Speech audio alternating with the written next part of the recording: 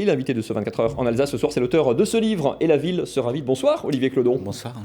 Un livre avec une double intrigue où l'on suit en parallèle un jeune homme, orphelin, dans les rues de Strasbourg, un ancien inspecteur de police, devenu homme de main d'un banquier parisien, mais un moment très particulier de l'histoire de l'Alsace et de Strasbourg, le 1er septembre 1939, c'est là que démarre le roman, le moment où Strasbourg est évacué, où 180 000 habitants, comme des dizaines de milliers d'autres habitants de la région, reçoent l'ordre d'évacuer la ville et la région. En 48 heures, on prend ses affaires, ses enfants par la main et on évacue direction le sud-ouest. C'était un décor et un événement historique tentant pour servir de cadre à un roman. Oui, c'est des images qu'on connaît, il y a quelques photos, il n'y en a pas tant que ça, mais c'est des images qui sont plutôt fascinantes, indépendamment de la somme de souffrance que cela représente, de ce départ de la population de toute une ville, mais en même temps c'est terriblement romanesque, d'une ville complètement déserte, vidée de sa population, et je suis parti de là pour écrire mon roman. On suit donc en parallèle deux personnages. Albert, un jeune de l'orphelinat de Strasbourg, qui est à Neudorf, juste à côté du stade de la Méno, dont on parlait tout à l'heure.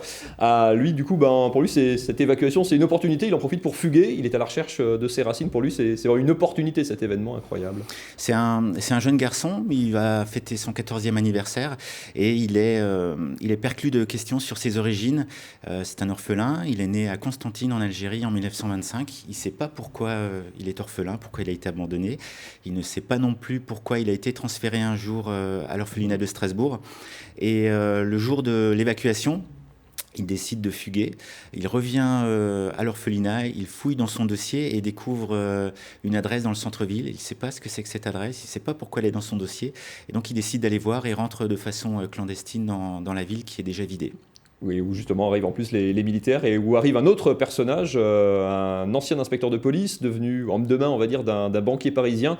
Là, on est dans un autre univers un peu parallèle, celui du monde des affaires, politique, de l'entre-deux-guerres, de l'Algérie française. Là aussi, on se plonge complètement dans les méandres un petit peu de cette époque. Oui, Hubert Monge est un enquêteur privé, un ancien policier cabossé par la vie et qui travaille pour le compte d'un vieux président d'un groupe bancaire qui fait l'objet d'une guerre de succession. En fait, son gendre veut lui piquer sa place.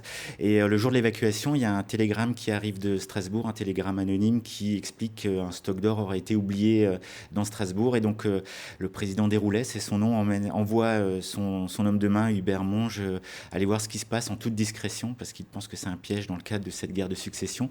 Et donc, envoie Hubert Monge aller vérifier ce qui se passe dans les coffres de la succursale strasbourgeoise.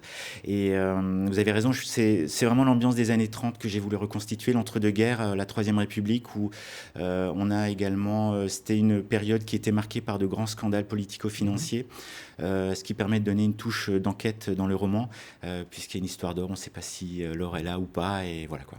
Alors justement, il y a une dimension historique, mais c'est aussi un roman aux accents policiers. C'était vraiment un double challenge pour vous ?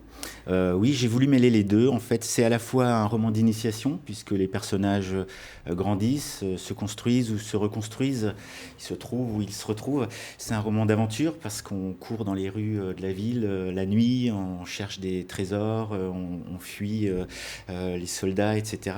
Et puis, on se rend compte, paradoxalement, c'est plus difficile de se cacher dans une ville vide, parce qu'il n'y a pas la foule, parce que le moindre déplacement, on est extrêmement visible en fait. Alors mes personnages circulent beaucoup la nuit, ce qui facilite les choses pour se cacher.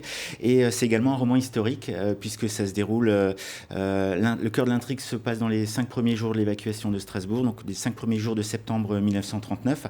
Et puis les parcours de mes personnages nous emmènent entre Paris, Strasbourg et Oran, Constantine, entre 1925 et 1939.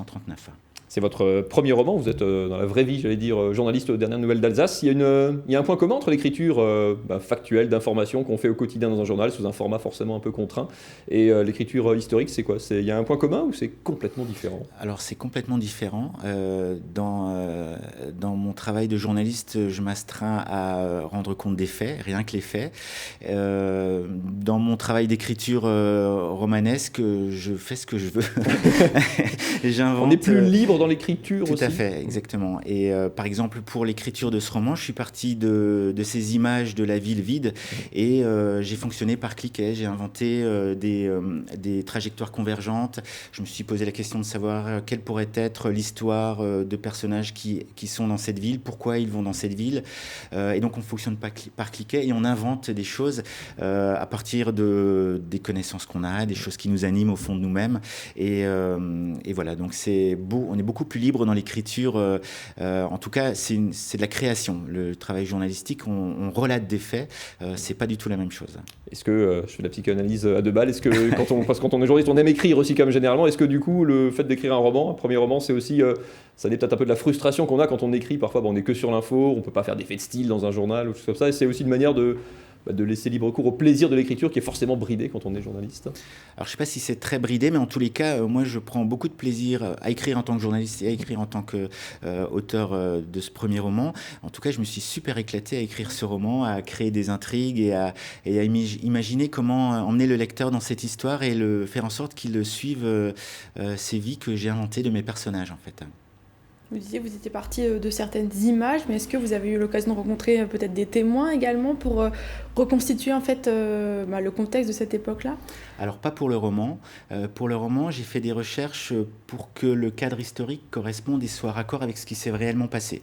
Mais ça reste une fiction, donc le cadre historique est un contexte. J'ai souhaité qu'il soit le plus raccord avec la façon dont l'histoire a eu lieu. Mais c'est pas un traité historique, c'est un roman. Et voilà, donc la documentation sert à la cohérence de l'histoire et du contexte et du décor, mais ça reste une fiction. Merci beaucoup Olivier Clobon d'être venu nous présenter ce livre. Et la ville sera vide, ça sort jeudi, cette semaine. C'est sorti jeudi dernier, pardon. Jeudi, oui. Mais vous êtes par contre, mercredi 2 octobre. On peut vous rencontrer, dédicaces et dialogue avec l'auteur à la librairie Kléber. À la librairie Kléber, à Strasbourg. Oui. À 17h, oui. La ville sera pleine, on n'évacue pas. Normalement, ça devrait aller. Merci beaucoup d'être venu nous présenter ce livre, en tout cas, et bravo pour ce premier roman. Il y en aura d'autres ? Oui. Oui, c'est parti. Allez, vous reviendrez alors.